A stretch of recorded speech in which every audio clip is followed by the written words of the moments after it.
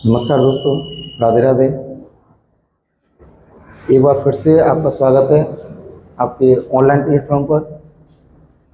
जैसा कि हमने इससे पहले की क्लास में गणित को परिभाषित किया, गणित को विभाजित किया, विभाजित करने के बाद में गणित के प्रत्येक हिस्से की परिभाषा पढ़ी, उदाहरण पढ़े। उसी के साथ में उसी क्लास को आगे बढ़ाते हुए अपन यहाँ गणित की बाकी और परिभाषाएं उनको भी पढ़ेंगे। जैसा कि इसमें सबसे पहली जो परिभाषा बनती है आपकी, वो बनती है अंक की।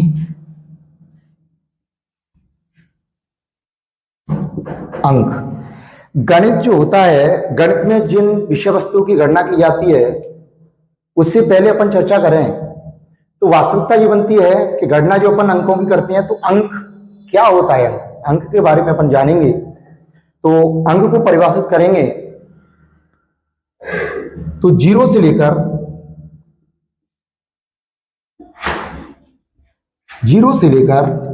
9 तक सभी अंक होते हैं।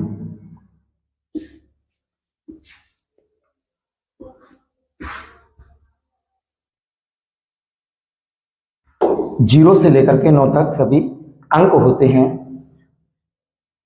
इनका अगर उदाहरण पढ़ें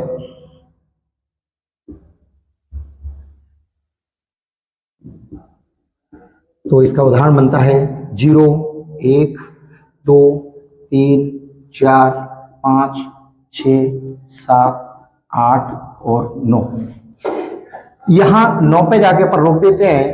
9 के बाद में जैसे ही अपन लिखने को अगर 10 लिखना चाहें तो यहां हम 0 से लेकर के 9 तक के सभी अंक बोलते हैं। लेकिन जैसे ही हम 10 को लिखते हैं, अगली गिनती 9 के बाद 10 आती है। 10 को लिखने के बाद हम 10 को अगर पूछें कि 10 क्या है तो आप इस 10 को बोलते हो कि ये एक संख्या है।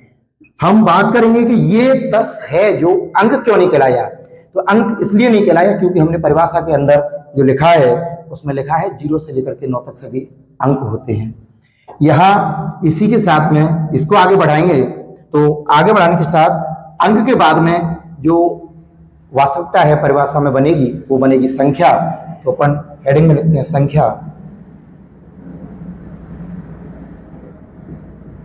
संख्या को अपन परिभाषित करेंगे तो संख्या की जो परिभाषा बनती है वो बनती है 2 या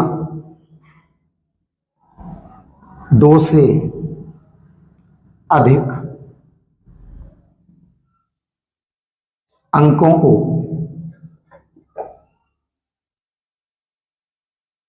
मिलाने पर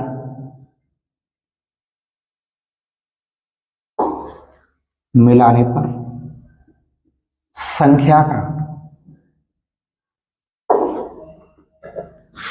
का निर्माण होता है। परिभाषा में हम पढ़ते हैं 2 या 2 से अधिक अंकों को मिलाने पर संख्या का निर्माण होता है।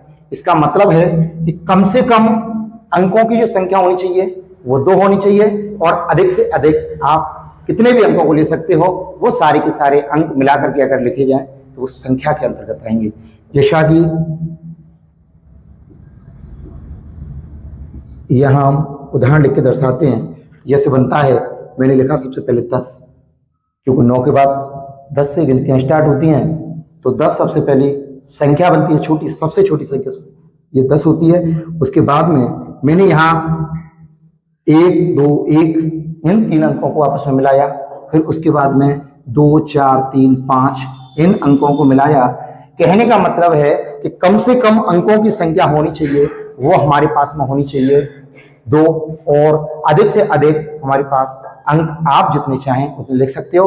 वो सारे के सारे अंक अगर जोड़ करके लिखे जाएंगे तो वो सब संख्या। हमने सबसे पहले पढ़ा, गणित को परिभाषित किया। गणित को हमने विभाजित कर लिया 3 भागों में, उनकी परिभाषाएं पढ़ी एक एक करके।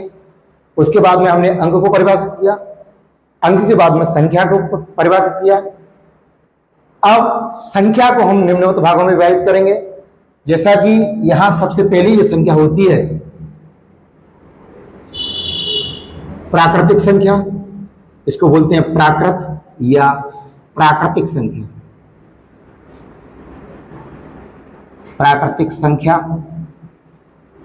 प्राकृतिक संख्या के बाद में हम पढ़ते हैं पूर्ण संख्या।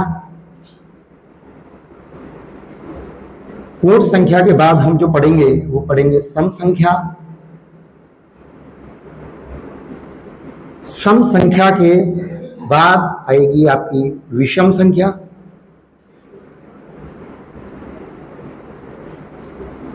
विषम संख्या के बाद में हमारी आती है परिमेय संख्या।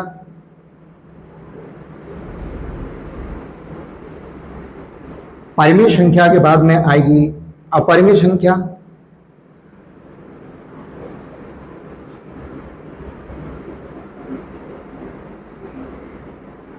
अपरिमेय संख्या के बाद में हम पढ़ते हैं पूर्णांक।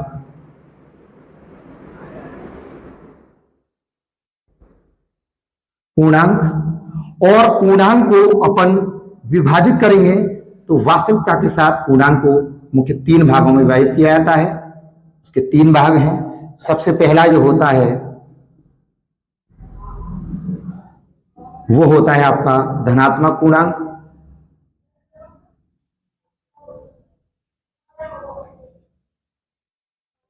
उसके बाद हम पढ़ते हैं ऋणात्मक पूर्णांक।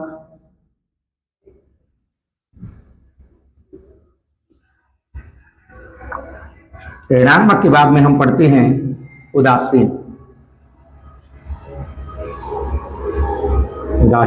पूर्णांक। उदासीन पूर्णांक। पूर्णांक के बाद हम जो परिभाषित करेंगे वो करेंगे भाज्य संख्या। भाज्य संख्या के बाद में जो अपन पढ़ेंगे वो पढ़ेंगे अभाज्य संख्या।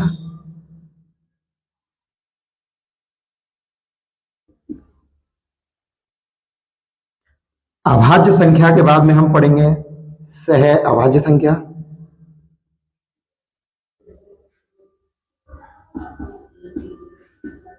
सह अभाज्य संख्या के बाद में हम पढ़ते हैं वास्तविक संख्या।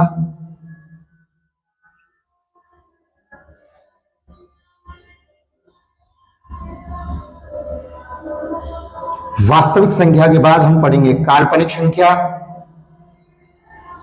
काल्पनिक संख्या।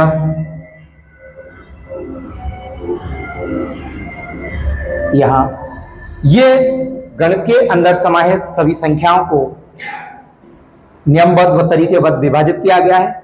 इसके अंदर है सबसे पहले है प्राकृत संख्या। प्राकृत संख्या को अपन परिभाषित करेंगे।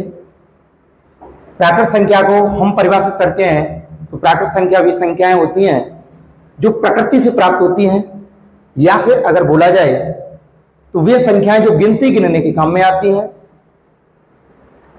अगली परिभाषा के साथ इसी को जोड़ा जाए तो वो परिभाषा बनती है कि वे संख्याएं जो 1 से शुरू होकर के अनंत की ओर जाती हैं उन्हें हम बोलते हैं, वो होती हैं अपनी प्राकृत संख्याएं। इसके बाद में पूर्ण संख्या होती है।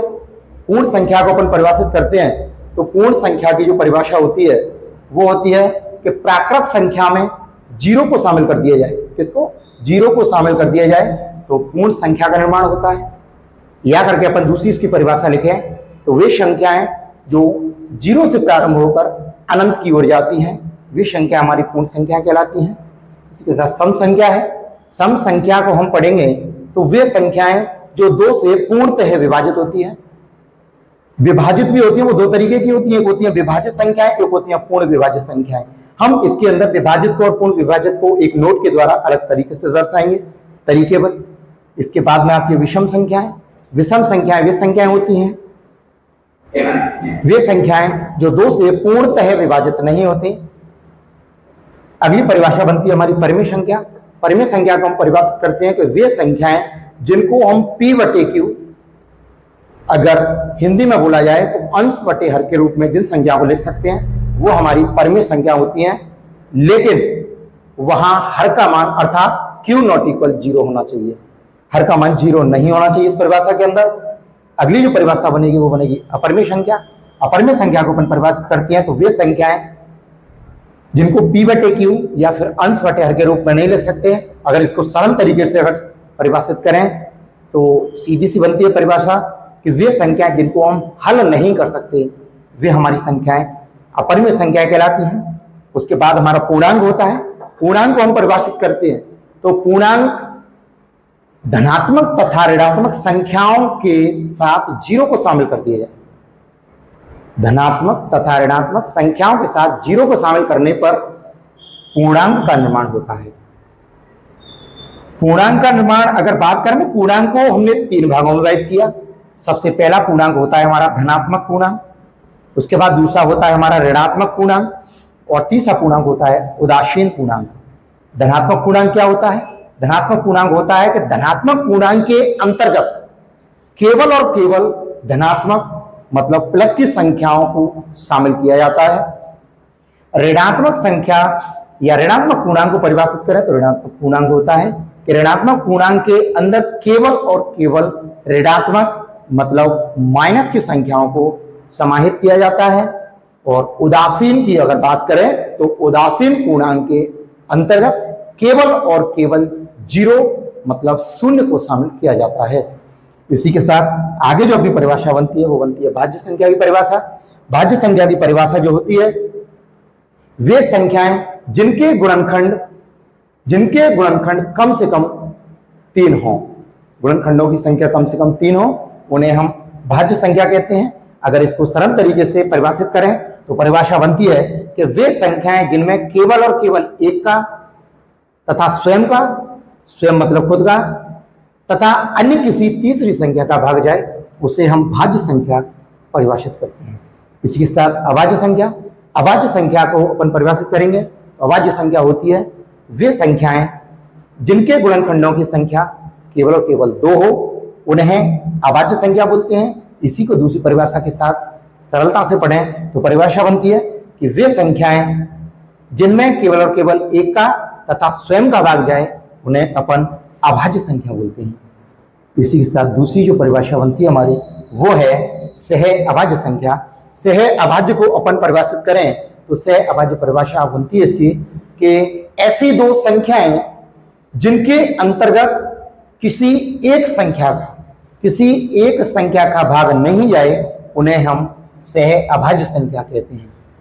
अर्थात अगर इसको भी अपन नोट के अंदर परिभाषित करेंगे एक अलग तरीके से कि सभी क्रमागत संख्याओं के अंतर्गत मतलब ऐसी 2 क्रमागत संख्याओं का समूह जिनके अंतर्गत किसी एक विशेष संख्या का भाग नहीं जाए उन्हें अपन सह अभाज्य संख्या कहते हैं।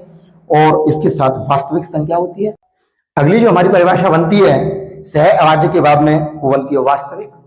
वास्तविक संख्या की जो परिभाषा होती है, वास्तविक का मतलब होता है अगर देखा जाए तो हकीकत का मतलब है किसी संख्या को हम पूर्ण तरीके से लिख सकें, वो हमारी वास्तविक होती है। वास्तविक को परिभाषित करेंगे तो वास्तविक के अंदर हम पढ़ते हैं सभी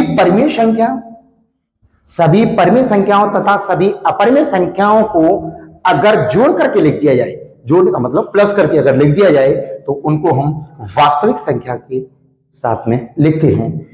यहां अगर इनको परिभाषा के रूप में अगर लिखते हैं तो वो यह बनती है कि परिमेय संख्या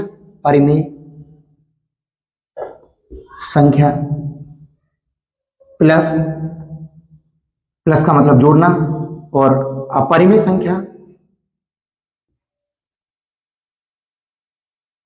संख्या बराबर करने के बाद अपन इसको लिखें तो यहां लिख सकते हैं वास्तविक